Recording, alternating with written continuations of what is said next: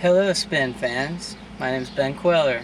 Welcome to Brooklyn, New York, and my gray Volvo, Annabelle. I grew up in a small town in Texas called Greenville, and so my only real source for music was what was on mainstream radio or MTV. So when I got into the Pumpkins, it was when Siamese Dream came out, and so yeah, like when the Pumpkins came out, I was totally into it. I mean, that guitar tone from Siamese Dream was just, it was so incredible. It just sounded like 1,000 razor blades, you know, like slicing the speakers. What else about their music was it that turned you on aside from the guitar tone? The drumming was incredible. Chamberlain, man, like one of the best drummers. And it was just explosive. I loved that there was a girl in the band, you know, Darcy. Just the whole thing, you know, I mean, it was just one of those bands that just had like the perfect package, you know. James Eha was so rad, looked so cool, you know.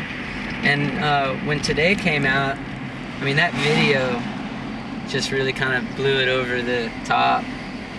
The whole ice cream truck. And Billy looked so happy, like today really was the greatest day of his life. Which, you know, it's weird because that video is kind of a happy seeming video, you know, with the paint and everything at the end. And but after exploring the song more, when I took on this tribute, I just started thinking more about the song and just wondering if he was being ironic or not, you know, like I couldn't tell if like today was actually the worst day he was ever having. You know, or what the deal was. So. What'd you finally decide? Well, I think for me it kind of seems like he's actually trying to hold on to something good. And the one line that kills me the most is when he says, like, I can't wait for tomorrow, I might not have that long.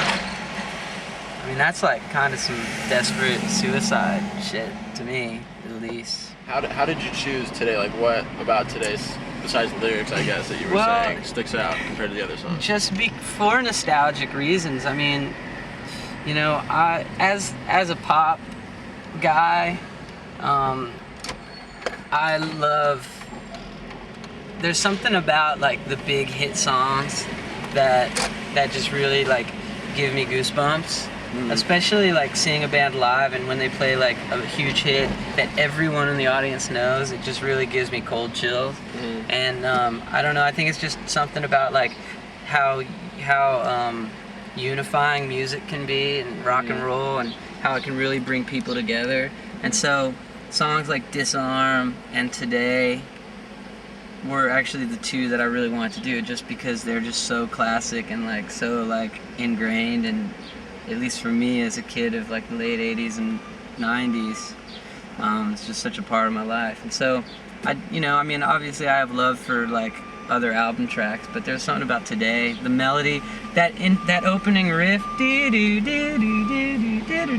that, I mean, for our generation, if you played guitar, that opening lick is the same thing that the drum beat for Wipeout was for my dad in the 60s. I mean, it's like if you were a drummer in 1965 and you didn't know how to play Wipeout, then you were nobody. And so, same thing, man. In like the mid-90s, if you didn't know how to play the opening licks of Today, I mean, I feel like you go to people's houses, they might have a guitar in the living room, they might not even know how to play the guitar, but they know how to play that lick. You know what I mean? Yeah. So, it's one of those things. I mean, it's like the opening four chords to Smells Like Teen Spirit, you know what I mean?